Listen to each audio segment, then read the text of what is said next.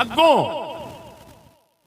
दावत देंदा है शराब पीण दी ते इमाम साहब फरमांदे नौज बिल्ला यार खुशबू कित्थों आ रही है, एडी खुशबू ते फलान ते जिवें बनाउण वाले कंजर ने उस रिवायत नूं बनाया है।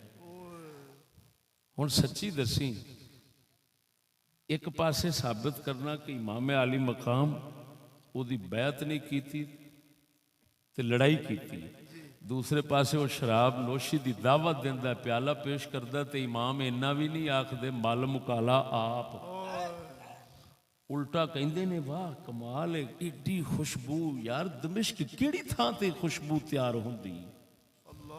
ईमान नाल दसो इमाम हुसैन नू ये जेड़ा बंदा बुराई वेख के ना बोले हदीस चोनू गुंगा शैतान आखे। बेशक बेशक।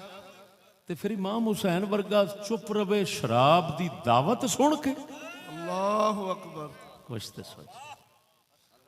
और ये बयान किया किने अब्दुल हमीद चिश्ती खाने वाली ने।